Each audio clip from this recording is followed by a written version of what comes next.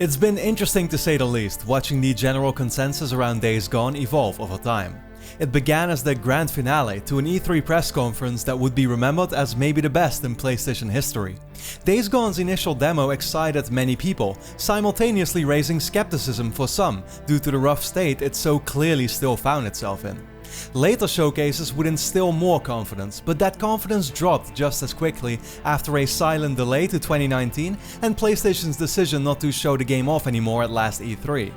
But the platform holder has built up a loyal fanbase, one that trusts them fully and for a reason.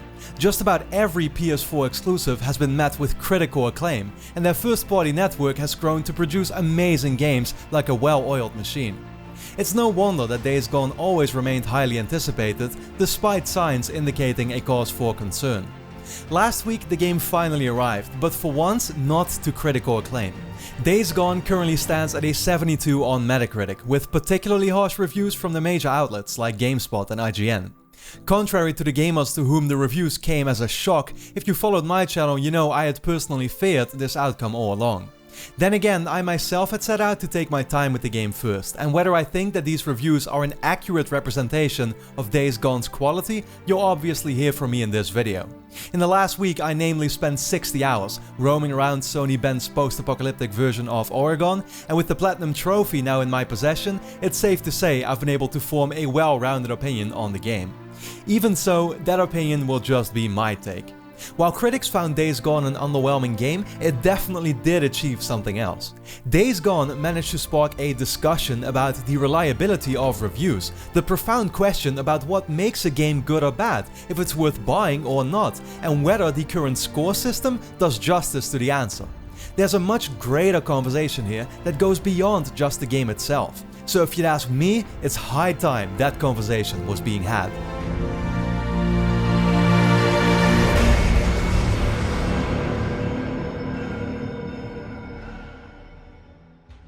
Before we can even dive into that discussion though, I'll start by sharing my own thoughts on the game. If there's anything I've learned, it's that Days Gone is by no means flawless. Truth to be told, it's a deeply flawed game. It's also more fun than it honestly has any right to be. Despite copying the by now completely unoriginal and drawn out Ubisoft open world formula, I ended up enjoying Days Gone quite a lot. Like the better game sharing its identity, I felt that urge to tick off every last box on the checklist. But the strange part is that for every aspect I enjoyed about Days Gone, I can also think of a reason why it blatantly sucks. For example, you know I always appreciate a large emphasis on storytelling, and once again I did so here. The desire to get to the next story beat formed the main drive that kept me going. Character dialogue is constantly present during your journey through the main story, with several hours of well voice acted and presented cutscenes. For a studio as small as Sony Bend is, it's really impressive stuff. Then again, that story also often felt all over the place. It lacked cohesion, half of it could have frankly been cut, and certain character motivations that form the core of this experience are so poorly explained. Obviously I'll keep this video spoiler free, so I won't give anything away, but I kid you not. During one particular storyline, I was convinced that a certain character was keeping a massive secret from me, and I had already begun developing theories as to why. There wasn't a doubt in my mind. The story that had been established, or the build-up in the process, none of it warranted the strange interactions we had right now. Ultimately, bad writing turned out to be the root of the issue, and coming to that realization left me dumbfounded. When it comes to gameplay, Days Gone is surely no less flawed. The shooting gets better as you unlock new weapons, but the controls are outdated and imprecise. Enemy AI is downright terrible, and indeed there are bugs, many bugs. 7 patches so far have tried to fix those issues, and I'm conflicted how this makes me feel. On one hand, I applaud Sony Bend for the rate at which they're listening to feedback. On the other, I can't help but think the game shouldn't have launched at the state it's in. Regardless of the current updated version, I still witnessed massive framerate dips, a character walking through his own dead body, hard crashes when the game autosaved, and objects in the world randomly appearing at, well, pretty inconvenient times. Other than that, Days Gone is your average open world game. You'll spend most of your time doing simple fetch quests, driving from one place to another, killing freakers or gang members in between. There are stealth missions where you oddly can't use any violence, and very light exploration elements where you track people down or power up research stations to find injectors that increase your health, stamina and focus.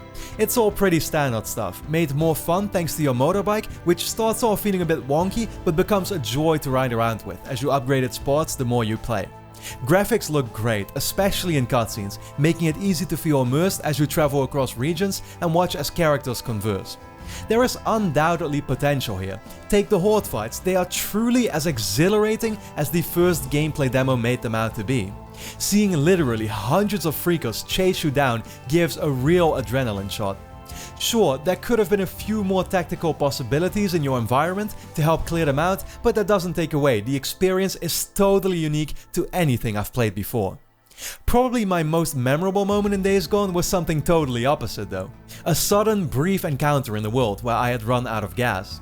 In the middle of nowhere, I was forced to travel hundreds of meters walking my bike, opening up cars in search of scrap and fuel so I could continue my journey.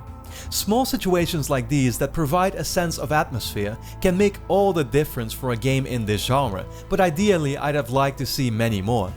To expand on the story, refine each gameplay system and master the open world concept by providing a more dynamic, living world with unexpected scenarios, I do think Sony Bend deserves to give it another shot.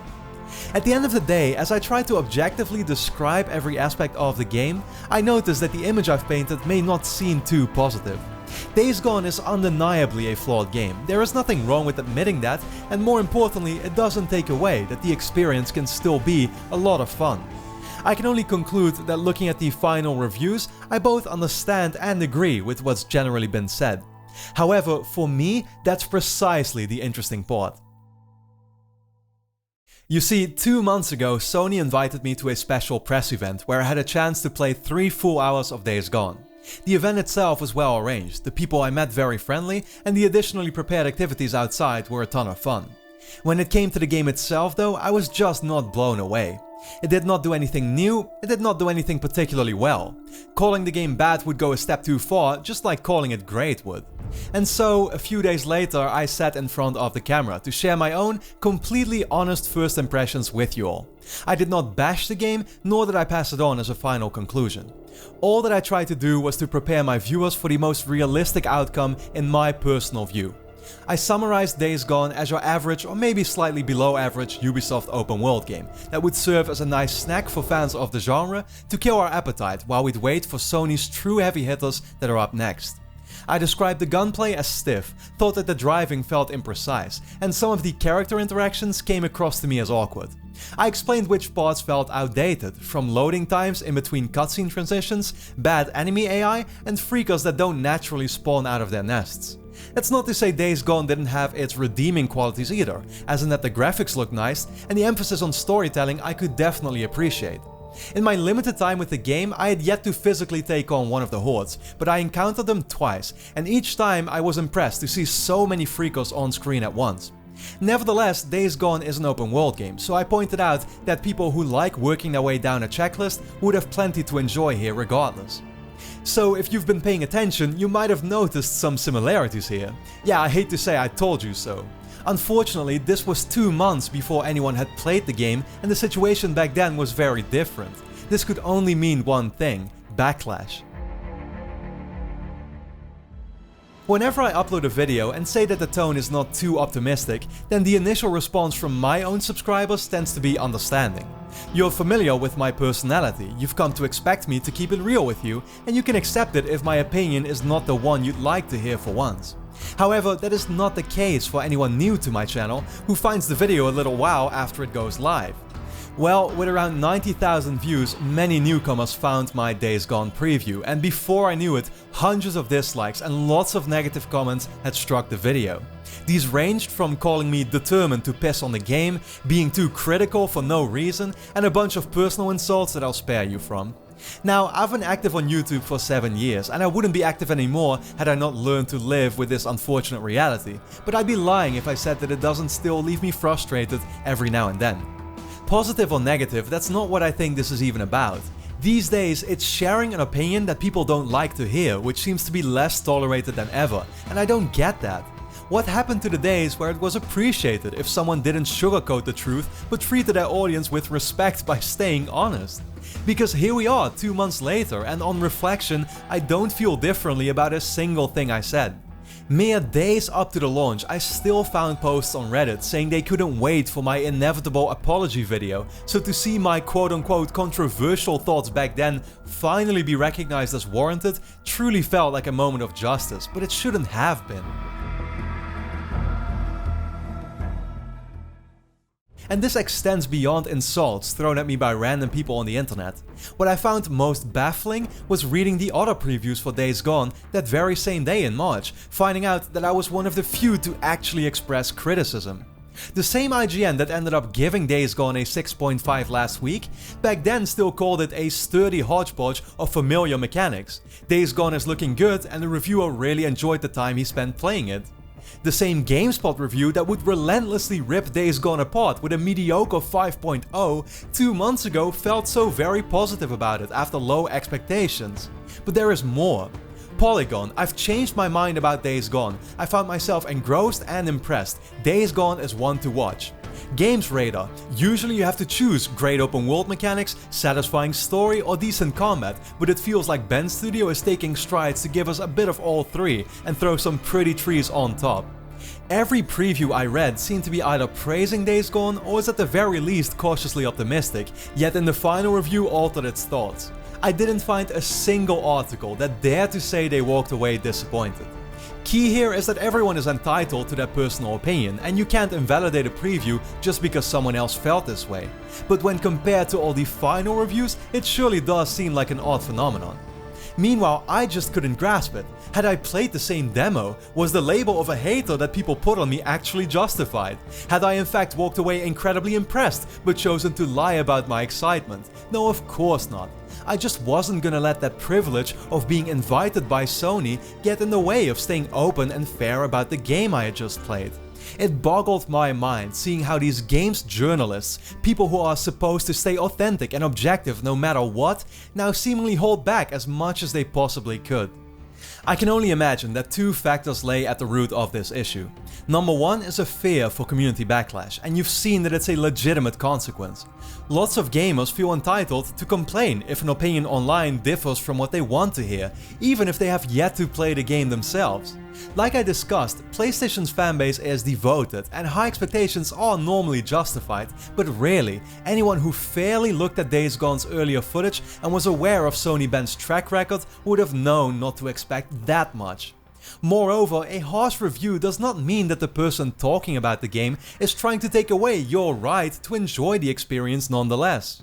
Back then I may have found Days Gone underwhelming, but by all means I still hoped that those of you who had looked forward to it would have a fantastic time with it. Let's respect each other's right to feel differently and not attack each other over it. The last factor is fear for publisher consequences. It is a great privilege to get free games from Sony, to be invited to press events and check out games early, but we cannot let that influence our main responsibility, to cover games honestly from our own perspective, not looking at products through rose-tinted glasses merely to be able to keep relying on precious perks. And you know what, it's precisely the community's desire to hear what they find pleasant that only helps these publishers feel legitimized in preventing outlets who wouldn't be afraid to not give us so. I very much appreciate PlayStation for allowing me these perks too, and from me, they have nothing to fear. As long as PlayStation keeps making great games, I'll keep on praising them for it. There's certainly been plenty of reason for doing so this generation, and it doesn't look like that'll stop anytime soon. However, when a game comes along that for once doesn't entirely knock it out of the park, it's fine to admit that too. PlayStation itself was absolutely aware of it as well. There's a reason Days Gone was hidden at last E3 and didn't have the biggest marketing push. Fortunately, final reviews wound up to be much more genuine, and no wonder, because once you arrive at this stage, there's no more hiding the truth. Like I said earlier, Days Gone scored a 72 on Metacritic, which unsurprisingly led to even more negative reactions now that gamers had been wrongly prepared for a higher outcome all along. Even then, the discussion around review scores is an entirely different beast. The fundamental problem with putting a score on any video game is that it will forever be a totally subjective matter. Games are entertainment, they aren't school tests. When you receive a 10 from your teacher for an English exam, it's because you didn't make a single mistake. Get a 4 and you know that the blame is fully on you for not studying and therefore getting your answers wrong. Games simply cannot be judged in a similar way. Now you can try to be objective by looking at the technical side, and I'll give you that generally this aspect almost everyone can agree upon. We can all see the frame rate dips, we can all see the AI isn't good, and with a bit of luck we'll even all agree on how the shooting and driving feels. But there's also fun factor, there's also the element of taste. These can all influence our final outlook on the game as a whole. I had fun with Days Gone, hell I had more fun with it than I thought I would, and more than with most games I've recently played, yet I can still agree about the majority of the flaws that are being pointed out. One review by Atomics defined Days Gone as good, but ended on an 80 as the final score. Another review by Area Jagonis called Days Gone a failure and one of the weakest exclusive games, yet awarded a 75. And another review by Screen Rant only critiqued the basic story but called everything else well done, yet handed out a 60. Seriously, who even gives a crap anymore? The only conclusion I can draw is that review scores aren't viable, they don't make sense, nor do they hold any value. So can we please stop obsessing over the score a game receives? I do find sites like Metacritic useful because they give me a general idea of how quote-unquote critics look at the game I'm interested in, but you'll never see me take Metacritic's score as some definitive judgment.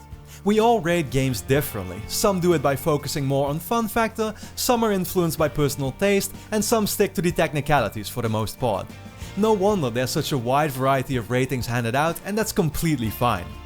Paramount to baseless arguments about whether a game deserves some extra points should be our wish for games media to remain forthright. Our opinions are allowed to differ, as well they should, so we should want to hear thoughts that also conflict with our own. Instead, what we're seemingly getting all too often now are sugar-coated words, downplayed thanks to our unwillingness to listen without getting upset and the dependence on publishers to keep providing review copies and send out invites to special events. Early content generates clicks, it's the only way to help many of these websites to survive. But sadly, it also brings along a factor of dishonesty, the easy road of hiding the uncomfortable truths in return for the more convenient lies. Days Gone didn't need to be a victim of this phenomenon, of failing in people's eyes thanks to artificially created high expectations, despite being just fine. The time has come for us to say no longer.